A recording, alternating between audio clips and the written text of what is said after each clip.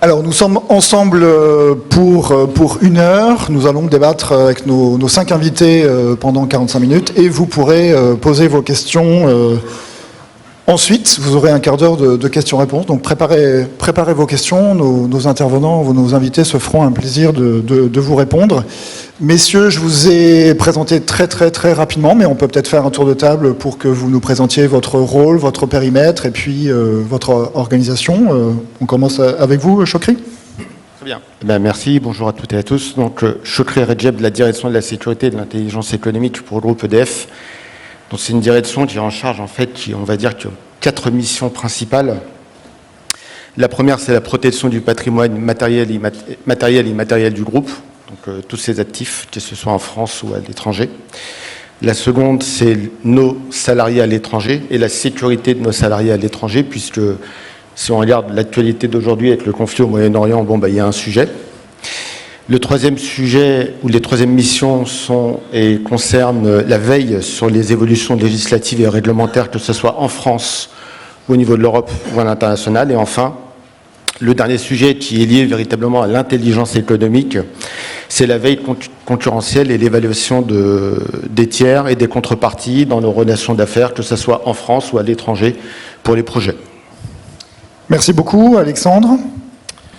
Bonjour à tous, donc Alexandre Magloire, chef de division adjoint de la division management de la sécurité numérique. Donc c'est une division qui s'occupe notamment des sujets liés à la gestion de crise d'origine cyber, aux risques cyber, donc notamment avec la méthodologie EBIOS Risk Manager dont vous avez peut-être entendu parler, et également les réglementations cyber, donc notamment NIS 2, mais pas que, d'où ma présence aujourd'hui. Alors Christophe parle français et anglais, donc Christophe, in French. I will go for English. Thank you very much. So, hello everyone. Je préfère parler en anglais. Christophe Van Wilder, je viens de la Belgique, je travaille pour Outpost 24 en tant qu'ingénieur de solutions. Donc nous regardons la surface d'attaque et comment nous pouvons la réduire pour les entreprises avant que ce soit explosé ou qu'il soit attaqué. Avant, j'ai travaillé plus sur le côté opérationnel et infrastructure avant de commencer à travailler dans ce domaine. Depuis 8 ans et demi, je travaille avec des clients partout en Europe. Merci, Hugo. Touriste, donc je parlerai en anglais. Oui. Donc oui, je porte diverses casquettes. Ça fait plus de 30 ans que je travaille dans les systèmes de contrôle industriel dans le secteur de l'énergie en Roumanie et ailleurs. J'ai plus de 350 usines qui sont sous ma supervision. Je suis président d'une association en Roumanie et maintenant je suis aussi le président du CIO Council en Roumanie. Donc, avant, je siégeais sur l'association au niveau européen. Maintenant, je suis consultant indépendant et aussi un membre très fier du conseil de ce forum de cybersécurité internationale depuis 2018. Je suis aussi consultant indépendant dans la cybersécurité, mais aussi dans la transformation numérique. Merci. Et Gilles. Systemix, c'est un institut de recherche technologique qui a une vocation toute particulière puisque nous travaillons exclusivement sur des cas d'usage industriel, des challenges industriels pour lesquels nous travaillons sur de l'innovation technologique que nous transférons vers ces industriels pour répondre à ces cas d'usage. Et nous travaillons principalement sur 3 axes, la cybersécurité, l'intelligence artificielle et les jumeaux numériques. Ok, très bien, merci beaucoup. Alors on va entamer cette table ronde avec le premier thème, robustesse versus résilience. La distinction est-elle claire ou est-elle floue ? Dans les environnements industriels, la robustesse renvoie souvent à la fiabilité physique des équipements, on va le voir avec vous, Chokri, alors que la résilience implique plutôt la capacité à redémarrer après un incident, notamment un incident cyber. Dans la pratique opérationnelle, où se situe la frontière entre ces deux notions et comment s'articule-t-elle dans une stratégie de continuité industrielle, Chokri ? Alors, d'abord, ce sont des notions qui existent depuis assez longtemps et je dirais que la cybersécurité vient percuter un petit peu ces notions sur lesquelles toute organisation doit travailler pour éviter le sinistre ou le risque systémique. En première approche, la robustesse, pour nous, dans le domaine de l'industrie et de la sûreté de fonctionnement, c'est la stabilité de la performance d'un dispositif de protection. Un dispositif de protection, il est robuste dès lors qu'il devient et il est performant tout au long de sa durée de vie. Ça, c'est la première notion pour nous de ce que signifie la robustesse. Et en conséquence, un dispositif de protection, il fait face à de multiples agressions, que ce soit physiques, cyber, environnementales. Et donc la robustesse est un critère de qualification d'un dispositif de protection en vue d'assurer sa performance et de rendre les fonctions rendues. Exemple, si vous prenez une porte CR4 pour protéger votre appartement, la porte CR4 elle a un niveau de performance qui permet de résister pendant une durée de 10 minutes. Au-delà, la résistance n'est plus performante et donc il faut envisager d'autres barrières. Donc la robustesse, c'est ça. Alors la résilience, c'est tout autre chose. La résilience, d'abord, c'est une notion qui date de 2008. Et qui se traduit aujourd'hui dans la stratégie nationale de résilience depuis 2022. Et le premier élément de la résilience, pour nous, c'est la capacité à résister aux conséquences d'une agression, qu'elle soit physique, cyber, terroriste, environnementale. Et donc, face à une agression, mettre en place des dispositifs pour résister, ça c'est le premier élément. Et le deuxième élément de la résilience, c'est être en mesure de se rétablir lorsqu'on a subi une agression. Alors le rétablissement soit dans un fonctionnement normal, soit dans un fonctionnement dégradé, acceptable vis-à-vis on va dire des enjeux d'importance nécessaire ou d'importance vitale vis-à-vis de la nation. Voilà. Très bien, merci beaucoup Alexandre. Quelle est la vision de l'ANSSI sur cette question-là ? Oui, mon collègue du coup a parlé effectivement de la stratégie nationale de résilience, donc effectivement qui pose tout un cadre global justement sur la résilience de la nation. Moi en tant qu'ANSSI, je vais plutôt descendre à un niveau un peu inférieur qui est la stratégie nationale de cybersécurité qui a été publiée du coup le 29 janvier dernier. Et dans cette stratégie nationale de cybersécurité, on a tout un pilier qui est lié justement à rehausser la cyber-résilience ou la résilience cyber de la nation. Et en fait, quand on regarde dans les objectifs qui sont dans ce pilier-là, en fait, il y a les deux pendants. Il y a l'aspect élever le niveau de cyberprotection des entités, donc c'est-à-dire préparer les entités à un choc majeur, en tout cas, et également de préparer les entités à la gestion de crise. Donc, c'est-à-dire réagir à un incident dont les conséquences seraient, on va dire, conséquentes pour l'organisation. En revanche, la stratégie nationale de cybersécurité ne fait pas forcément le focus particulier sur les systèmes industriels. Elle a vocation à, bien évidemment, couvrir le panorama global de la vie économique de la nation, pour le coup. Ok, Christophe, je vais poser la question en français et en anglais. Comment vous traduisez concrètement cette différence entre robustesse et résilience dans vos programmes de gestion de l'exposition et des vulnérabilités? How do you translate the distinction between robustness and resilience into practice within exposure management? Donc la question simplement répétée en anglais.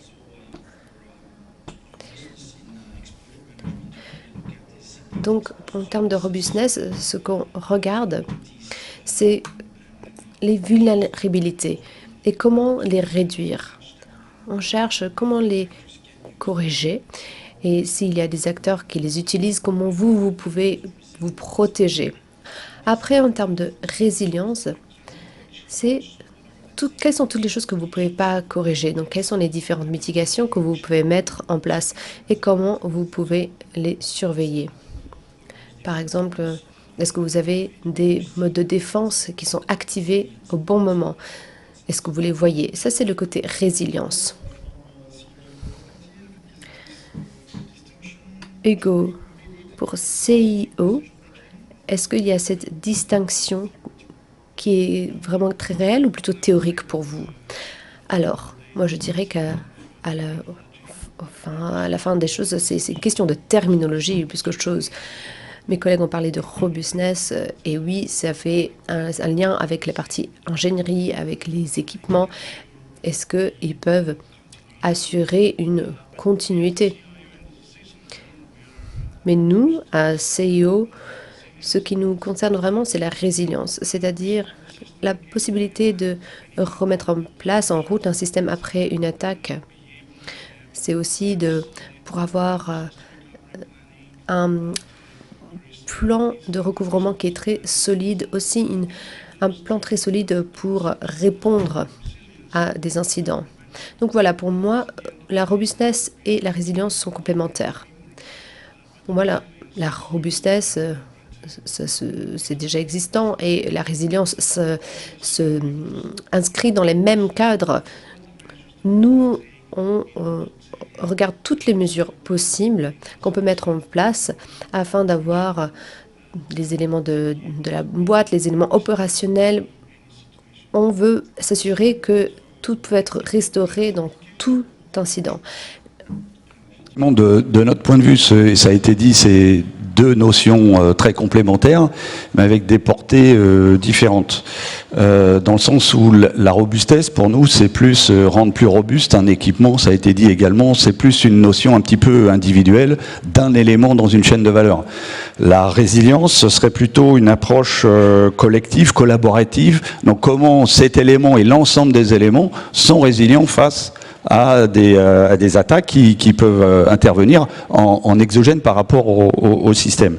Donc nous, on considère que la résilience, pour bien l'appréhender, il faut avoir plutôt une approche holistique, une approche de bout en bout, complète, du système complexe, qui comprend dans une chaîne de valeur le système, les clients, les fournisseurs, les sous-traitants, etc. Et en termes d'études, ce que nous faisons aujourd'hui sur la résilience, c'est nous travaillons sur deux piliers, l'observabilité et EDF en a parlé. L'observabilité, c'est important, c'est le premier point, c'est avoir une connaissance du comportement de notre système ou de notre chaîne de valeur. Si on n'est pas capable de superviser, d'observer le comportement, on ne sait pas ce qui se passe. Donc ça, c'est le premier point, et le premier point, c'est d'être capable de déployer des sondes de mesure, des sondes de détection, collecter les datas et avoir une synthèse que l'on comprend sur l'ensemble du système. Ça, c'est l'observabilité. Le deuxième pilier important, c'est ce qu'on appelle la contrôlabilité, c'est-à-dire la capacité d'agir sur le système, donc de faire des actions sur le système, tout en comprenant l'impact des actions sur le système. Puisque réagir sur un système demande à bien connaître l'état du système après l'action. Il est hors de question qu'une action puisse engendrer une perte de résilience sur l'ensemble du système. Donc ces deux notions sont complémentaires et très importantes. Et dans le cadre de nos activités, on utilise souvent des jumeaux numériques pour avoir la capacité de modéliser le système, et puis de rejouer des scénarios sur cette modélisation pour bien comprendre le fonctionnement d'une part et les conséquences des attaques pour avoir une meilleure compréhension des impacts. Chokri, je vous voyais approuver les propos ah oui, de Gilles. On est en phase, et c'est bien, et heureusement. Non, bien sûr. Alors, après, si on va un petit peu plus loin dans les domaines de l'OT, on sait que les procédés se numérisent de plus en plus, et on tire parti des technologies de l'informatique de gestion pour apporter de la performance tant sur le plan opérationnel dans la conduite d'un ouvrage que dans la capacité à pouvoir détecter des signaux avant-coureurs d'une dérive ou d'une potentielle panne. Bon, ça c'est la technologie. Et donc, que ce soit aujourd'hui dans les systèmes IT ou OT, on a quand même un point commun, c'est que les deux systèmes vont traiter des données. Maintenant, la seule différence entre l'OT et l'IT, c'est que l'OT, il est là pour piloter des ouvrages, alors que l'IT, lui, il va être là juste pour traiter des données et d'aider la personne qui attend les résultats de conduire une étude, de rendre une copie ou de faire une action. Alors que dans le domaine OT, non seulement on traite des données à travers des capteurs de mesure qu'on va collecter, procéder, traiter, mais ensuite, il va avoir, en fonction des traitements qui vont être réalisés par ces capteurs et par ces automates, une action sur l'ouvrage ou une décision pour engager une action sur l'ouvrage. C'est la différence avec le système IT. Donc finalement, quand on regarde ça de très loin, ou de plus en plus proche, on s'aperçoit finalement que l'outil va obéir à deux contraintes qui sont la disponibilité et l'intégrité. Et face à cela, les systèmes outils, pour répondre à ces disponibilités, à ces contraintes de disponibilité et d'intégrité, il est nécessaire, à travers les analyses de risque, de pouvoir produire de la redondance, de pouvoir mettre en œuvre des systèmes diversifiés et de faire en sorte que tout ça, ça obéit dans un cadre clair et précis qu'on appelle la sûreté de fonctionnement, de sorte à ce que finalement l'ouvrage réalise bien la leçon pour laquelle il est attendu. Alors Alexandre Chokri vient de le rappeler, les infrastructures OT ont longtemps été conçues pour fonctionner de manière stable sur de longues durées, parfois avec peu de mises à jour. Comment justement on intègre les exigences de la cyber-résilience dans des environnements qui sont plutôt stables sur le long terme, sans compromettre la disponibilité des systèmes de production ? C'est la spécificité, en tout cas, qu'il y a effectivement sur les systèmes OT. C'est quelque chose avec lequel l'ANSSI est familière déjà depuis de nombreuses années. La question qui se pose, c'est notamment quand on est en train de construire des cadres réglementaires, notamment des cadres réglementaires comme NIS2, c'est comment on prend ces spécificités-là. En fait, et là pour le coup, l'ANSSI a publié très récemment, le 17 mars dernier, du coup, le référentiel RECIF, qui est un référentiel qui présente les objectifs et en tout cas des moyens de pouvoir atteindre ce qui demain sera les obligations que l'on prévoit dans NIS2. Ce référentiel-là, en fait, se veut agnostique technologiquement. C'est-à-dire qu'en fait, on ne va pas prendre les spécificités de l'OT, on ne va pas prendre les spécificités de l'IoT, comme était mentionné dans les précédentes questions, mais par contre, on va laisser une marge de manœuvre aux entités, parce qu'on connaît les contraintes qu'il peut y avoir avec ces différents environnements, pour les amener à se dire, en fait, nous, par défaut, côté ANSSI, on s'attend à ce que, par exemple, en termes de mise à jour, il y ait effectivement une politique de mise à jour. Maintenant, lorsque des contraintes techniques ou opérationnels ne permettent pas la mise à jour des systèmes d'information, et typiquement dans l'environnement des OT, c'est typiquement une des problématiques qui est régulièrement rencontrée, c'est d'amener l'entité à gérer le risque qu'il y a à la non mise en œuvre des mesures de sécurité pour essayer, en tout cas pour l'amener à déterminer des mesures qui sont palliatives. Et sur ces mesures palliatives, pour le coup, le référentiel ne sera bien évidemment pas contraignant parce que ces mesures palliatives doivent tenir compte d'un certain nombre d'éléments, le contexte dans lequel le système d'information opère, mais par contre, il y a cette volonté de sensibiliser l'organisation en disant OK, il n'y a pas la possibilité d'appliquer telle ou telle mesure, mais par contre, réfléchir, c'est en fait en termes de risques et combler en tout cas ces risques, maîtriser ces risques à l'aide de mesures, on va dire, palliatives. Que ce soit en termes de protection des systèmes d'information, ça peut être par exemple de renforcer le cloisonnement du système d'information pour éviter effectivement ou limiter l'accès à ce système d'information, ou de gérer, on va dire, les incidents, en tout cas d'anticiper les incidents qui pourraient se produire et de pouvoir avoir par exemple des fiches réflexes qui permettraient de pouvoir mieux réagir aux incidents qui pourraient se prémunir. Christophe, dans des environnements OT contraints, comment priorisez-vous les vulnérabilités sans dégrader la disponibilité des systèmes? Yeah, so these programs, so they don't need to...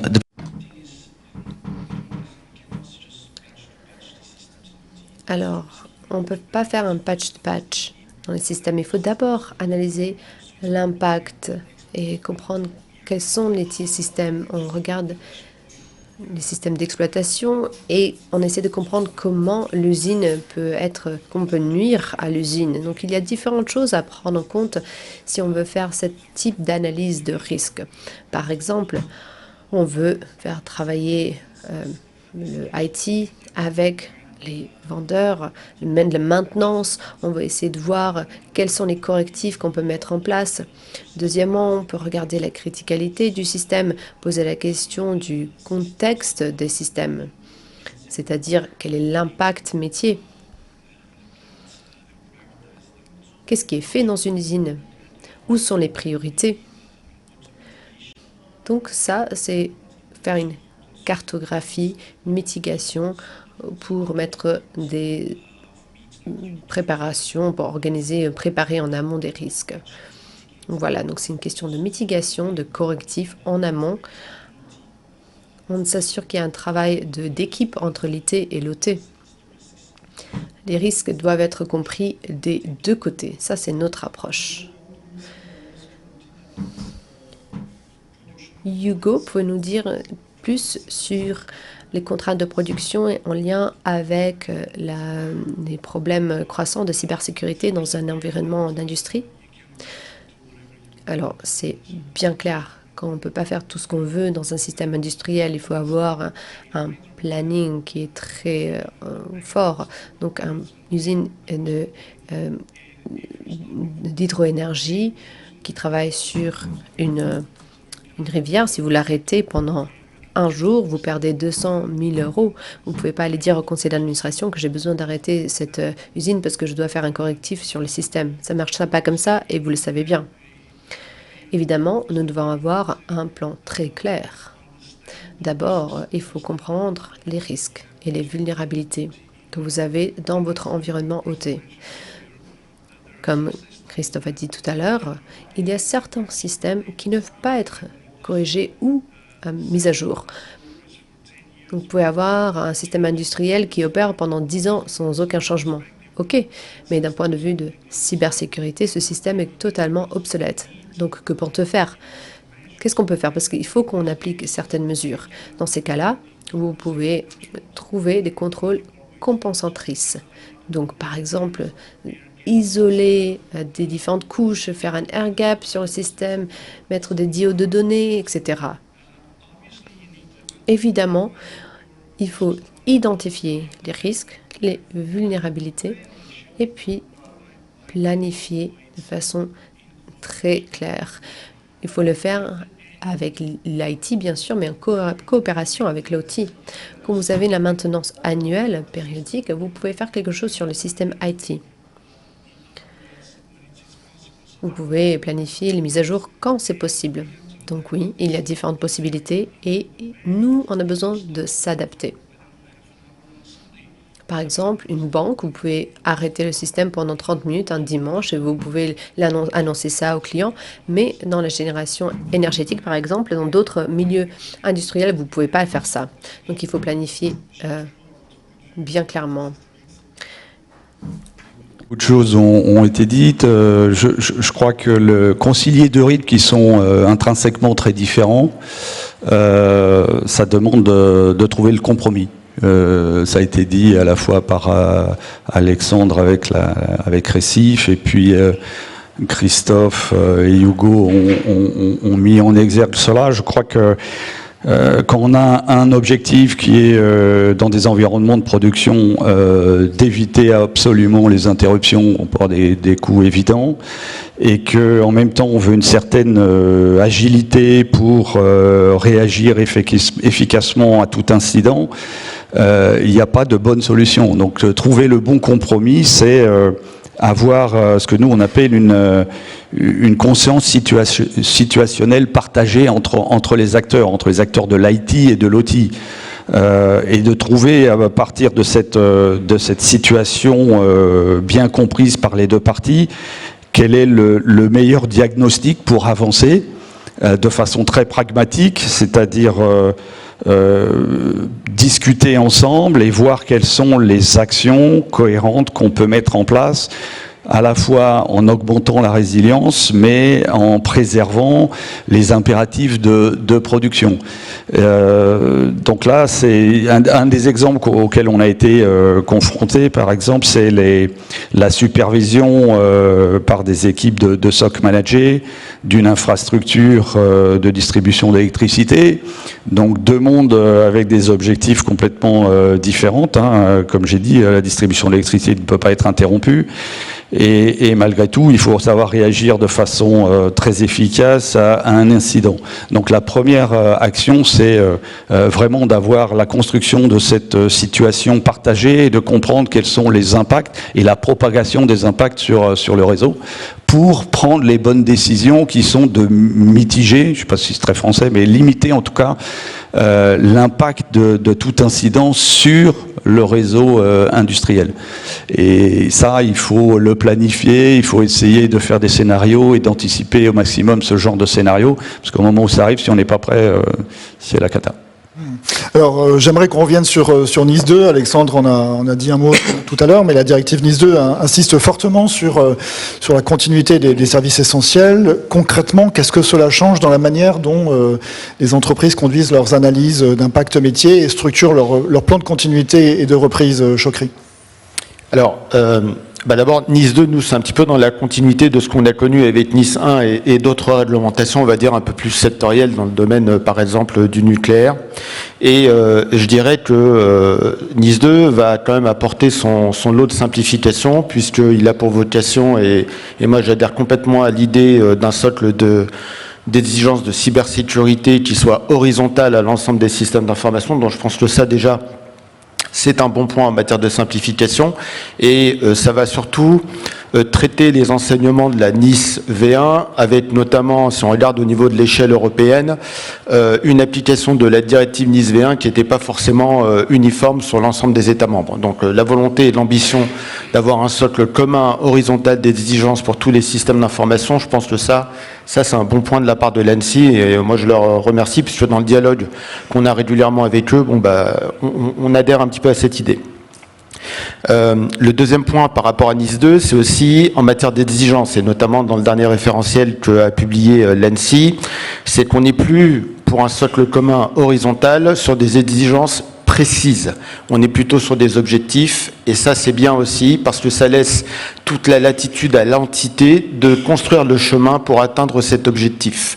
L'essentiel pour l'entité, c'est de démontrer que le chemin est 1. Robuste, 2. Pertinent et 3. Performant. Et c'est cette démonstration que l'entité, l'organisme, EDF en l'occurrence, va chercher à démontrer à travers l'application des 20 objectifs de sécurité de la NIS 2. Le troisième point, c'est que NIS 2 apporte quand même une approche nouvelle pour nous, qu'on traitait déjà mais qui va se renforcer, c'est vis-à-vis de l'évaluation des tiers. On est dans un domaine où on est sur comme on va dire, on va de plus en plus vers le numérique, on va de plus en plus vers des systèmes interconnectés. Et aujourd'hui, un écosystème comme le nucléaire ne peut pas travailler seul et ne travaille pas seul, à l'instar de ce qui est fait dans le domaine aéronautique, par exemple, où nous avons des partenaires industriels qui travaillent avec nous, avec qui on échange des informations. Et l'évaluation des tiers permet justement de s'assurer qu'on est sur un socle commun d'exigence à travers la NIS 2, de sorte que finalement la collaboration ou la contribution de nos partenaires dans nos projets fait qu'on est sur un même socle d'exigence. Et cette évaluation des tiers est pour nous un critère, puisque ça va permettre de rehausser tout le monde, et notamment lorsqu'on parle de la filière nucléaire par exemple, rehausser tout le monde à un même niveau de sécurité qui nous va bien. Alexandre, cette évaluation des tiers, cette supply chain, elle est juste un élément clé? Oui, et puis pour revenir sur certains messages de Chokri, donc effectivement, et comme vous le disiez, du coup NIS 2, sa finalité primordiale, c'est effectivement la continuité des services pour soutenir l'activité économique et sociale, bien évidemment de la France, mais plus largement de l'Union européenne. Et du coup, dans le cadre de cette continuité d'activité, effectivement, il y a en tout cas dans le référentiel RECIF que l'on a publié, il y a un pilier justement sur la résilience qui va justement amener les entités à mettre en place tout un nombre de mesures, en sachant que dans le cadre du référentiel que l'on a publié, pour le coup, et d'ailleurs comme invite à le faire du coup la directive NIS 2, on applique le principe de proportionnalité, c'est-à-dire qu'en fonction des deux catégories d'entités que l'on va avoir, que ce soit des entités importantes, qui généralement vont être des entités qui sont peu matures, qui ont peu de ressources en matière de sécurité numérique, vont avoir des mesures qui vont être allégées par rapport à des entités qui sont un petit peu plus matures. Et du coup, ça, on va le revoir dans la résilience, où notamment, on va demander pour les entités importantes déjà de faire, de bien cadrer leur mécanisme, par exemple, de sauvegarde, que ce soit par le biais de s'assurer que les sauvegardes ont bien fonctionné, de les tester régulièrement, alors que pour les entités les plus matures, et les entités importantes qui souhaiteraient d'ailleurs, c'est l'étape d'après finalement pour les entités importantes, d'aller effectivement sur des plans de continuité d'activité. Sur la partie effectivement chaîne d'approvisionnement et sécurisation de la chaîne d'approvisionnement, ça pour le coup sur les systèmes OT, et justement comme on l'a dit jusqu'à présent, c'est un enjeu majeur pour les organisations, parce qu'effectivement ce sont des systèmes d'information qui sont en tout cas qui sont amenés amené à évoluer de manière très sporadique et dans des contextes qui sont très maîtrisés. Donc ça nécessite d'avoir de très bonnes relations effectivement avec les différents vendeurs de solutions pour s'assurer que déjà la conception en tout cas la conception et le développement des produits intègrent justement la sécurité par défaut. C'est d'ailleurs un des objectifs d'ailleurs du CRA auquel justement ces entités-là, en tout cas ces vendeurs-là, seront assumés.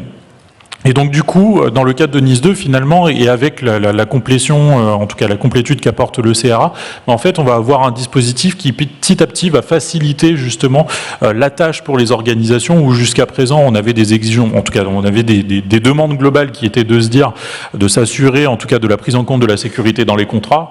Maintenant, on connaît un peu le rapport de force un peu inversé, quand notamment une petite entité va voir des gros hébergeurs, des gros clouders, etc., où le fait d'imposer ses propres exigences peut être un cadre, en tout cas une tâche titanesque à accomplir.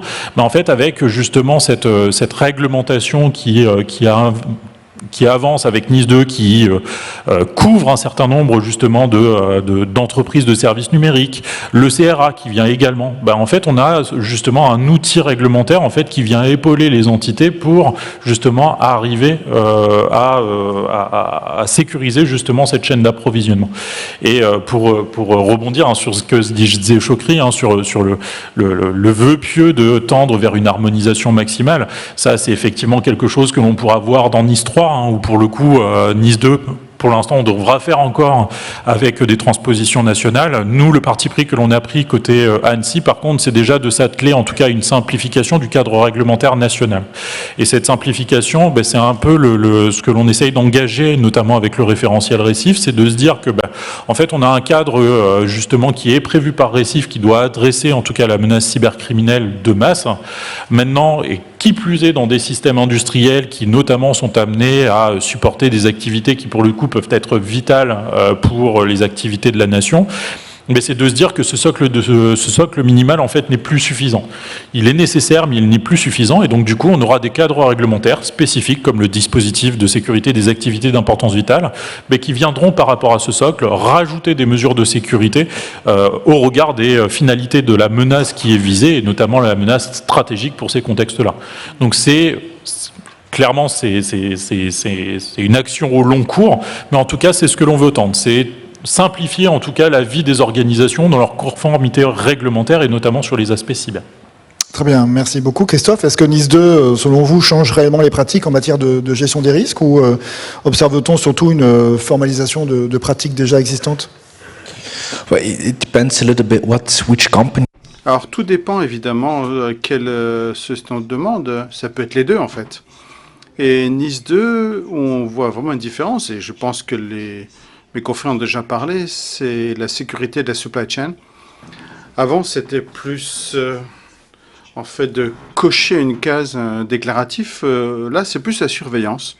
Quel type de supply chain vous avez? Quelles entreprises? Est-ce que c'est une relation fournisseur-client qui fait de la maintenance, ou comment est-ce qu'ils communiquent entre eux?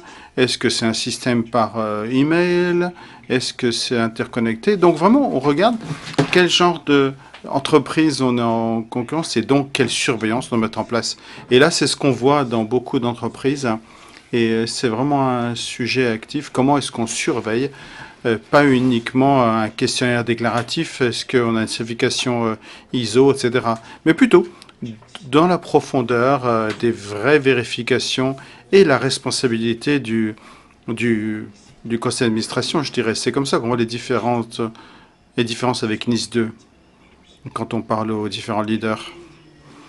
Et on parle de l'intégration du cyber dans le cadre de continuité, qui est porté par l'exécutif ou principalement par l'équipe informatique. Alors, avant de répondre, j'aimerais compléter un petit peu ce que disait mon collègue concernant NIS 2. Je voudrais insister sur le fait que rien n'a changé d'un point de vue cadre de cybersécurité. La Bible est la même. Ça a été la même depuis 30 ans. Donc, il y a 30 ans, on demandait de faire la segmentation, du fait du broadcast. Et on essaie maintenant d'éviter les mouvements latéraux. Donc tout ce qui a été écrit dans le cadre de cybersécurité existe depuis 30 ans. Aujourd'hui, c'est le NIS 2 qui le met en vigueur, cette réglementation. Il y a 20 ans, on faisait les tests de pénétration dans nos installations.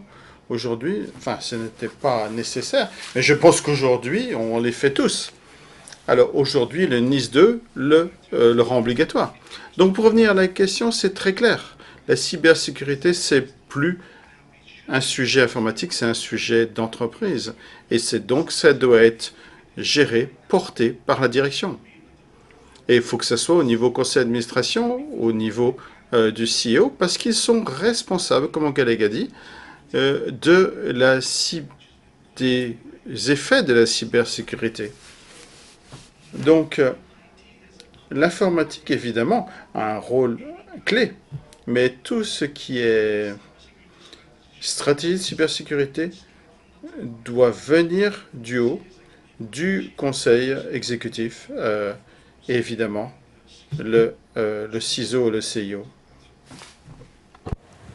Oui, bah, beaucoup de choses ont été dites, mais peut-être une fois encore avec l'approche que l'on a, c'est l'aspect collectif, en fait. Si on veut intégrer l'ensemble des parties prenantes dans une réflexion, il faut les intégrer. Ça veut dire, notamment quand on est un grand groupe avec l'ensemble de ses fournisseurs, de ses acteurs, de son écosystème, les intégrer dans la réflexion globale pour avoir une bonne compréhension commune des risques, une bonne compréhension commune du plan, même réaliser le plan en commun pour que chacun puisse agir en fonction de ce plan. Et puis, je ne sais pas si ça a été déjà dit, mais au-delà de faire des plans, de se parler, d'identifier, de partager les risques, d'avoir des plans de continuité, c'est faire des exercices. Parce que enfin, je vais dire une banalité, mais pour les alertes incendies, il y a des exercices obligatoires que tout le monde fait. Pour la cyber, c'est quand même relativement réduit aujourd'hui, alors que c'est un risque business impératif aujourd'hui. Donc c'est compliqué à mettre en œuvre, ça demande du temps, etc. Mais ça permet d'évaluer réellement la capacité de son écosystème à être résilient à des attaques à tout instant. Donc voilà, c'est peut-être le petit biais complémentaire que je pourrais donner par rapport à ce qui a été dit préalablement. Alors merci pour cette transition, puisque c'était la suite effectivement des questions. On entame la dernière partie de cette table ronde, donc bientôt les questions-réponses avec le public. Justement, Chokri, la résilience ne se limite pas à prévenir seulement une attaque. Elle consiste aussi à être capable de redémarrer rapidement. Comment les organisations industrielles peuvent-elles tester concrètement cette capacité de reprise, notamment dans des environnements IT, on l'a dit, complexes et interconnectés? C'est dans la continuité de ce que vient de dire Gilles.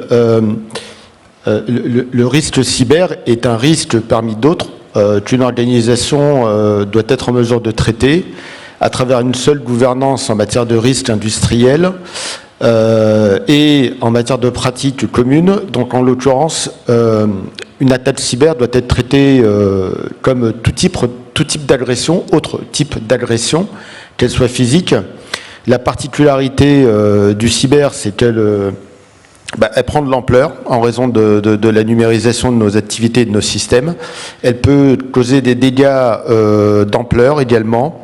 Et à travers ça, la seule solution, c'est d'adapter nos organisations de crise, faire des exercices, former et avoir des règles d'exploitation qui permettent d'assurer un minimum à travers des plans de continuité métier ou des plans de reprise, de reconstruction de systèmes informatiques lorsqu'on observe un sinistre. Et les exercices en tant que tels, quelle place occupent-ils dans ce dispositif? Alors, les exercices, ils ont pour vocation d'abord à tester les procédures, tester les palliatifs, puisque lorsqu'on est face à un sinistre, en général, on va commencer à démarrer des palliatifs pour assurer un minimum de continuité, et surtout tester les procédures de reconstruction des systèmes. Ces exercices, ils doivent être faits régulièrement. On doit prendre en compte le retour d'expérience de ces exercices pour s'inscrire dans une boucle d'amélioration continue et évoluer les scénarios de nos exercices par rapport à une menace émergente, par rapport à un mode opératoire d'un attaquant qui sortirait un petit peu du classique. Donc ce sont des choses qu'il faut continuellement en fait mettre à jour et faire évoluer. Alexandre, je crois que vous allez nous partager votre retour d'expérience de Rempart 25. Oui, alors déjà dans le référentiel, un récif, je reviens toujours un petit peu à cette Bible qu'on a publiée le 17 mars dernier, c'est que c'est un peu la première fois, en tout cas dans les référentiels de cybersécurité que l'ANSSI produit, que l'on inscrit formellement la nécessité pour les organisations de faire des exercices. Et pour le coup, là où je disais effectivement que récif avait vocation d'être proportionnel en fonction des entités importantes et essentielles, là on considère que quelle que soit la maturité de l'organisation, elle doit s'entraîner. Après, par contre, la question qui va se poser, c'est le niveau de profondeur avec lequel elle va s'entraîner. Quel est le niveau d'exercice? Pour le coup, il y a différents moyens de s'exercer, que ce soit par un simple exercice de carte, en tout cas sur table, que ce soit par un exercice simulé. Là-dessus, ça va être à l'organisation de définir, notamment en fonction de sa maturité, mais également de tenir des spécificités, notamment un exercice de crise sur un système d'information industrielle. Il ne faut pas que l'exercice se transforme en véritable crise. Mais par contre, il y a la nécessité de s'entraîner parce que pour les organisations, il faut les amener à se familiariser avec ce qu'est une crise d'origine cyber. Les spécificités d'une crise d'origine cyber, c'est effectivement déjà le fait d'avoir affaire à une menace qui est intentionnelle, donc c'est-à-dire qu'on a quelqu'un qui volontairement cherche à atteindre, en tout cas par ses objectifs, cherche à affecter l'organisation. Comme le disait Chokri, on a généralement sur les systèmes OT en particulier des impacts qui sont très rapidement très forts pour l'organisation et qui en fonction des activités de l'organisation, peuvent même dépasser le simple périmètre de l'organisation, que ce soit sur, en tout cas localement, géographiquement, sur la santé des personnes, etc. Mais du coup, ça amène l'organisation et notamment le top management à devoir se familiariser avec finalement une crise dont l'origine est quelque chose de technique, mais dont les impacts sont véritablement métiers et physiques. Et effectivement, dans ce cadre-là, en fait, l'ANSSI publie tout un tas de ressources. Alors, vous pouvez retrouver notamment sur le site de l'ANSSI, on a publié on commence à publier toute une série de kits d'exercices sectoriels, dont le dernier a été publié la semaine dernière, qui est le kit audiovisuel. Donc, l'objectif, c'est de publier des kits à destination des entités pour qu'elles puissent avoir finalement un exercice clé en main qu'elles vont pouvoir décliner dans leur organisation et qui tient par la base des scénarios que l'on a déployés, des spécificités d'un secteur. On a des kits d'exercice qui sont plutôt orientés technologiques, donc on a notamment dans le cadre de l'événement sur l'IA qui s'est tenu en février 2025, publié également un kit d'exercice justement sur l'IA. On a des kits d'exercice aussi qui avaient été faits dans le cadre de la préparation aux Jeux Olympiques et Paralympiques 2024, où là aussi on a publié du coup toutes les ressources. Et finalement, on a cet exercice Rempart. Alors Rempart, c'est une série d'exercices, en tout cas c'est une gamme d'exercices, je vais appeler ça comme ça, qui a vocation à préparer les organisations à un scénario de blackout numérique.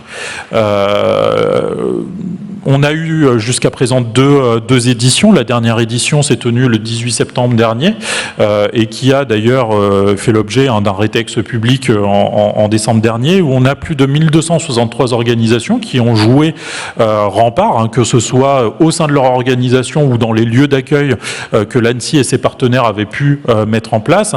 Mais l'objectif, voilà, c'est de permettre aux organisations de pouvoir tester leur dispositif de gestion de crise cyber face leur dispositif de gestion de crise, face à en tout cas une crise d'origine cyber. Et le mot que j'ai là-dessus et que l'on peut voir dans le rétexte, c'est que là-dessus, il faut faire... En tout cas, il ne faut pas créer un dispositif de gestion de crise dédié à la cyber. Généralement, et le mot que qu'aura l'ANSSI, c'est de toujours prendre en compte la cyber dans les dispositifs de gestion de crise existants. Le message que l'on a également, c'est bien évidemment de s'exercer, hein, parce que même sur les environnements OT, on voit que c'est en tout cas, c'est un sujet qui prend de l'ampleur. Hein, quand vous regardez le panorama de la menace, et notamment l'actualité, hein, ce qui s'est passé en décembre dernier en Pologne, où pour le coup, on a eu un incident massif qui affecte en tout cas les infrastructures énergétiques de la Pologne. On voit que c'est des scénarios, c'est plus de la science-fiction. Ça se présente véritablement dans le réel. Et donc, du coup, pour pouvoir anticiper ça, il faut s'exercer. Et du coup, Rempart peut être effectivement un moyen pour les entités de pouvoir se préparer à ce type d'exercice. Ok, très bien, merci beaucoup. Christophe, comment évaluer la maturité réelle des organisations en matière de capacité de reprise, justement, au-delà des tests déclaratifs? Alors, les tests déclaratifs, il faut regarder et faire très attention aux résultats. Par exemple, on peut avoir un bon score, mais ensuite, si on demande de récupérer un système critique et qu'on regarde le temps de récupération qui est documenté et qui est complètement hors des clous, là, ça ne va pas. Il y a quelques indicateurs que certains de mes confrères ont mentionnés. Prendre en compte, quand on regarde, pour mieux comprendre la maturité du plan de continuité des entreprises. Par exemple, on demande s'il y a déjà eu un incident et qu'est-ce qui a été documenté. Et l'analyse post-accident, voir qu'est-ce qui est documenté, quels sont les processus qu'on met en place, mais aussi les moyens de solution. Il faut activer une solution. Et là, on peut voir la maturité de l'entreprise. Autre chose également, on va dire les propriétaires, les responsables du plan, quel est le plan de restauration? Et ensuite, si on va au service informatique, quelles sont les dépendances pour redémarrer les actifs? Et s'il y a un gap, là, il y a quelque chose qui ne va pas dans le plan. Donc, ce sont des indicateurs qui imposent de voir ce qui a été documenté pour voir le niveau de maturité de l'entreprise. Hugo, question pour vous. Est-ce que les CIO sont prêts à tester des systèmes extrêmes avec des organisations ou est-ce qu'il y a encore des limites organisationnelles? Alors, les CIO devraient être prêts. Je pense que j'encourage toujours mes CISO et mes services informatiques de penser comme des criminels. Il faut imaginer tous les scénarios impensables qui pourraient se passer dans une organisation. Ils doivent réfléchir comme des criminels, se mettre dans la tête des criminels. Comme Antoine l'a dit, il y a une étude IBM qui dit que le temps moyen de découverte d'un intrus, c'est 9 mois. Et dans une attaque, en fait, il y a un intrus qui est resté pendant 9 mois de l'organisation. Donc il faut travailler tous les jours et réfléchir à la situation. Les méchants, les Chinois, les Nord-Coréens sont peut-être déjà chez moi. Donc il faut réfléchir au scénario impensable. Si on est dans un système industriel, il faut être préparé à faire un test de présentation sur les jouets de la couronne. Bien évidemment, en faisant attention et évidemment sans créer de crise, mais il faut essayer de tester si on atteint le système. Imaginez les scénarios où tout le matériel est encrypté. Qu'est-ce qu'on fait dans ce cas-là? En 2019, c'est arrivé à une entreprise d'énergie. Je crois qu'on avait 177 qui ont été impactés sur 19 pays. Donc ces scénarios existent. Si on ne teste pas, on n'apprend pas. Si on ne teste pas, on ne va jamais savoir si on est prêt ou pas. Donc il faut tester.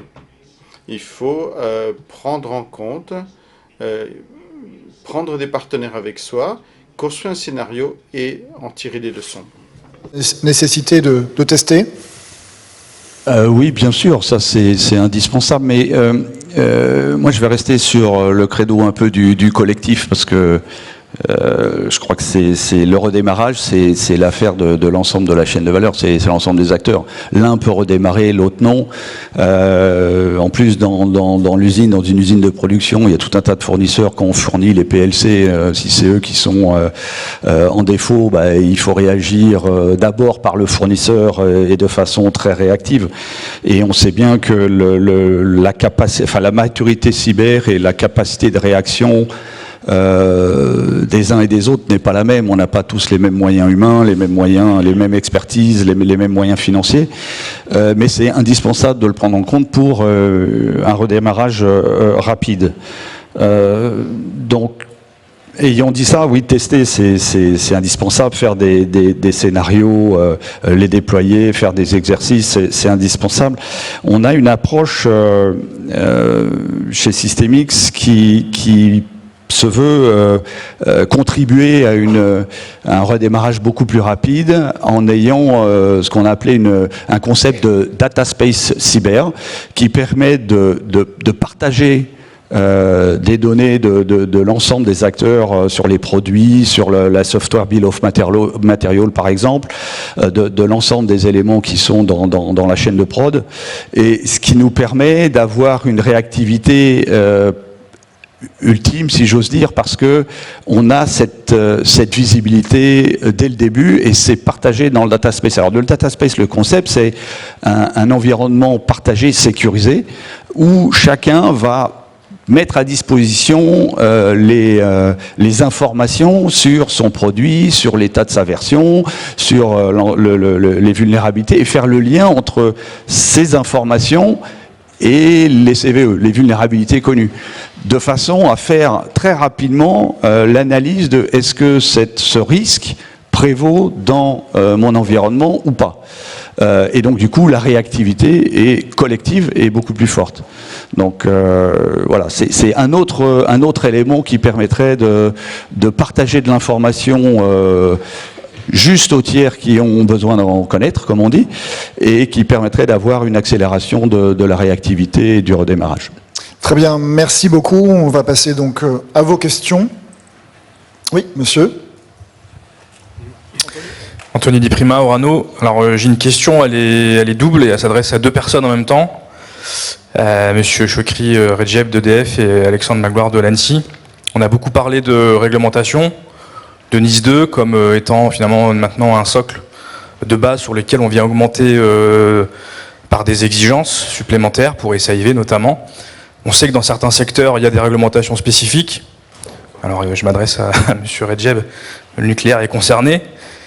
Et dans ce domaine-là, notre ministère de tutelle nous demande de nous mettre en conformité face à une nouvelle réglementation sur le domaine du nucléaire. Est-ce que vous avez fait le choix d'utiliser le socle de base NIS 2 ? Première question. Et est-ce que l'ANSSI a fait un travail justement d'alignement avec les ministères pour qu'ils acceptent à leur niveau, puisqu'ils sont indépendants quelque part, du socle NIS 2 comme base de référence, justement pour simplifier un peu tout ce panorama d'exigences auquel on est confronté. Bon, je vais donner une première partie, et je compte sur toi, Alessandre, pour... bon, on est dans une même filière, la filière nucléaire, enfin, au moins pour cette partie-là. Encore une fois, nous, NIS 2, c'est une opportunité parce que c'est un socle d'exigence horizontale qui est applicable pour tous les systèmes. Et ce travail il est actuellement mené au sein du groupe de manière à faire une classification des différents systèmes pour évaluer quels sont ceux qui sont en priorité 0 pour l'application de ce référentiel d'exigence et des autres qui vont être en priorité 5. Bon, ça c'est le premier sujet, ça nécessite la cartographie de nos systèmes, etc. Et en fonction de l'enjeu, et d'ailleurs je pense que c'est un élément que vous avez apporté dans votre intervention précédente, pour certains systèmes qui relèvent du dispositif SAIV, du Code de la Défense, du 1332 et suivant des articles, on va avoir des exigences supplémentaires qui seront applicables pour ces systèmes d'information les plus critiques, d'accord, ceux qui sont support à des missions d'importance vitale, et on attend aujourd'hui vis-à-vis de la promulgation de la loi et des décrets, ou plutôt de la phase réglementaire qui va s'engager, des projets de décrets d'application. Donc finalement, nous on s'inscrit dans une logique où les systèmes d'information sont support à pléthore d'activités au sein du groupe, dont certaines sont régulées à travers le code de la défense et qui nécessitent de fait un socle de base qui est NIS 2 et un étage supplémentaire, si je dis, de la fusée pour ceux qui sont support à des missions d'importance vitale. Voilà. Et donc, pour les réglementations un peu plus sectorielles qui concernent, par exemple, plus spécifiquement dans le domaine nucléaire, qui concerne on va dire la protection des matières, puisque finalement, je pense que vous faites allusion à ça. Vis-à-vis de ça, notre autorité, on a engagé des discussions sur ce sujet, et pour nous, le socle d'exigence minimale pour les systèmes d'information qui sont liés à la protection des matières nucléaires, ça sera NIS 2. Alexandre ? Oui. Bon, sans trahir de secret, hein, je pense qu'on discute au sein de l'État. Hein, donc effectivement, le sujet de la simplification réglementaire, c'est un sujet que l'on a partagé en interministériel. L'objectif, effectivement, c'est que ce socle commun, en fait, puisse s'appliquer également dans des exigences sectorielles, quitte à, comme je le disais tout à l'heure, hein, s'il y a des spécificités liées au secteur, qu'elles puissent être prises en compte quand même dans des exigences sectorielles, mais que par contre, on ait ce socle commun. On a des échanges effectivement avec les ministères sur tout un tas de réglementations, de réglementations sectorielles. Va se poser la question, notamment vous concernant de la PCMNIT par exemple, où il y a effectivement un enjeu de simplification de ce côté-là.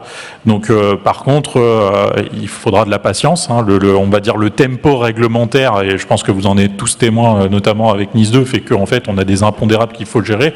Donc c'est quelque chose qui s'inscrit dans du temps long, mais par contre c'est quelque chose qui, en tout cas, une démarche globale au sein de l'État qui est en train d'être engagée, par contre, par rapport à ça.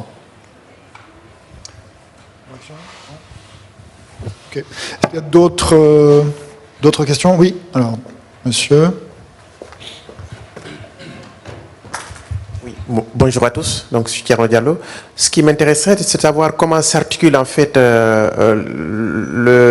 la collaboration entre les gens DSI qui s'occupent de lutte cyber et la protection des données aujourd'hui. Parce que quand on regarde les dernières cyberattaques qui sont matérialisées par la fuite de données au ministère de l'Intérieur, il y a eu aussi le fichier des comptes bancaires, etc. Donc il y a quand même des données qui sortent aussi. Donc comment vous opérez, entre guillemets, avec les autres services, notamment les Data Protection Officers, et puis aussi comment, avec l'arrivée de l'IA, comment vous fonctionnez concrètement, qu'est-ce que vous suggérez à mettre en œuvre en termes de synergie pour être efficace? Parce qu'on voit quand même il y a un millefeuille, il y a beaucoup de démarches à faire, il y a une fuite de données, il faut faire une notification à la CNIL. Avec NIS 2, il faudra en faire aussi chez vous, à l'ANSSI, etc. Donc comment vous appréhendez un peu cette complexité-là et quelles solutions à mettre en œuvre? Merci. Qui veut répondre? Du coup, j'ai l'impression que la question s'adresse un petit peu à moi. Déjà je reviendrai pas sur les sujets que vous avez mentionnés parce que pour le coup, je m'attarderai pas là-dessus. En revanche, sur la partie notification d'incidents et articulation, notamment avec les autorités, pour le coup, c'est un sujet qui est clairement pris en compte, notamment dans NIS 2. Hein. Vous avez du coup des articles dédiés justement sur l'articulation entre du coup les autorités compétentes NIS 2 et les autorités compétentes en matière de RGPD. En revanche, dans la notification d'incidents, effectivement, à ce stade, on n'a pas forcément de simplification de la notification d'incidents. Pourquoi? Parce qu'en fait, en fonction des différents domaines dans lesquels on va avoir, hein, que ce soit sur les données à caractère personnel, que ce soit sur l'atteinte à des systèmes d'information, en fait, on va avoir des finalités en termes de remontée d'informations qui vont être différentes. En revanche, il y a des travaux qui sont certainement à mener, pour le coup, on travaille un petit peu là-dessus, sur essayer de faciliter, notamment en termes de formulaire de notification, d'essayer de tendre vers quelque chose également de commun pour que, en fait, s'il y a notification à faire à plusieurs autorités, qu'en même en fait, toujours sur cette même base, en fait, on puisse avoir un socle qui puisse quand même être mutualisé entre les différentes notifications. Par Par contre, ça ne veut pas dire qu'à terme, l'ANSSI sera, en tout cas, sera destinatrice de toutes les notifications d'incidents, de même que ça ne veut pas dire que la CNIL sera destinatrice de toutes les notifications d'incidents. On maintiendra les périmètres respectifs, mais par contre, il y a un enjeu de faciliter effectivement les informations qui sont remontées. Il y a un enjeu aussi, mais ça pour le coup, c'est plutôt un temps long et au niveau européen aussi, à harmoniser le séquencement de la notification d'incidents. Quand on voit les différents délais de notification, les différentes étapes de notification, ça pour le coup, c'est quelque chose sur lequel il faut qu'on travaille également au niveau européen pour pouvoir essayer de faciliter effectivement la vie pour les organisations et qui plus est les plus grosses qui pour le coup sont amenées à faire des notifications multiples aux autorités compétentes des différents États membres dans lesquels elles sont impliquées, etc. etc. Donc c'est un travail de simplification.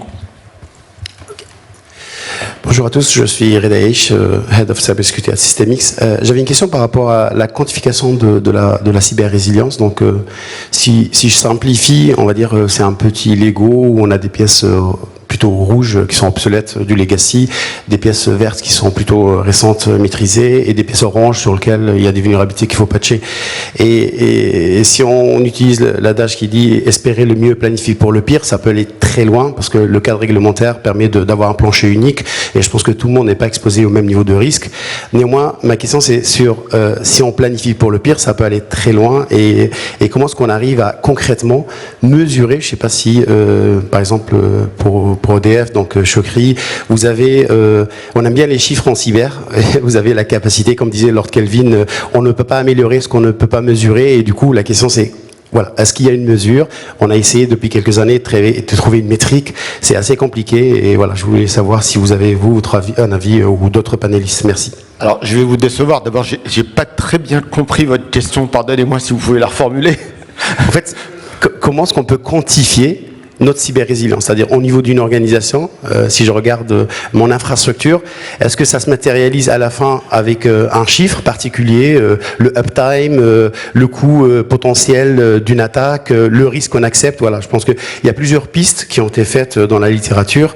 Tout à l'heure, on avait parlé d'observabilité, de contrôlabilité, donc est-ce que c'est un mix entre notre degré d'observabilité, notre degré de contrôlabilité, le niveau de robustesse qu'on a sur certains composants, voilà, je pense que la question, elle est abstraite parce que justement, en fait, je voulais descendre d'un niveau abstrait vers un niveau beaucoup plus concret en disant, ok, comment est-ce que demain, je pourrais parler à mon C-level pour dire, on a tel niveau de résilience et c'est un levier pour prendre des décisions et notamment dans un contexte où il faut maîtriser ses coûts et ses dépendances.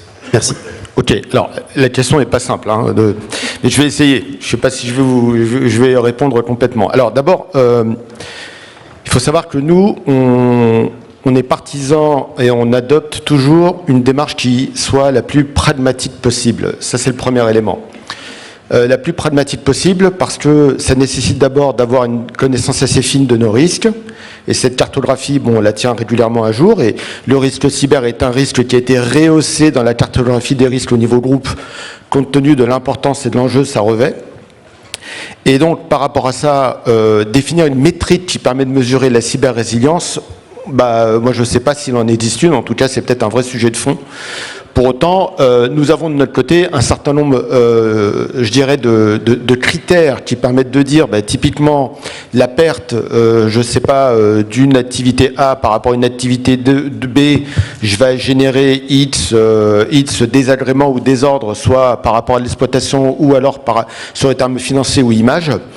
Et donc, cet ensemble de critères qui sont internes au groupe, en fait, c'est ce qu'on utilise pour pouvoir définir cette métrique de ce qui doit constituer pour nous un objectif de résilience. Et cet objectif de résilience, de toute façon, nous avons nos autorités, que nous aimons par ailleurs, qui sont là aussi pour nous challenger sur l'atteinte ou pas de ces objectifs de résilience. Je veux dire, si demain, il y a un blackout électrique, vous allez dire que c'est de la faute à EDF, alors qu'en fait, ça se trouve, c'est même pas EDF, quoi. Donc voilà, donc nos objectifs de résilience, ils sont là pour assurer une continuité d'activité, une continuité de service sur un certain nombre de missions qui nous sont octroyées. Et donc ce sont ces critères métiers internes qu'on applique pour définir finalement et répondre à notre mission de service essentiel. Gilles ? Oui, juste peut-être un point complémentaire par rapport à votre question, parce que qui dit quantification, alors c'est bien, parce que dès qu'on sait mesurer, on comprend un peu mieux un phénomène. Par contre, on le comprend mieux si on a une échelle. Mesurer, c'est bien, mais où on se situe sur l'échelle, c'est un autre point. Et là, après, on peut commencer à avoir des programmes d'amélioration continue. Alors, chez Systemix, on investigue un peu cet aspect-là en employant 3 paramètres. Donc c'est du travail en cours, hein, donc c'est pas complètement abouti, mais forcément, on a ce qu'on a dit tout à l'heure, c'est la criticité. Donc la quantification dépendra de la criticité. Dépendra également d'un autre paramètre qui est la propagation, la capacité d'un incident à se propager sur l'ensemble de la chaîne ou une partie de la chaîne, ou peut être circoncis à un élément de la chaîne. Donc deuxième élément, propagation. Troisième élément, c'est la durée, le temps, puisque l'on sait que plus l'incident dure, plus il y a un impact important, donc la quantification en termes d'impact sera importante.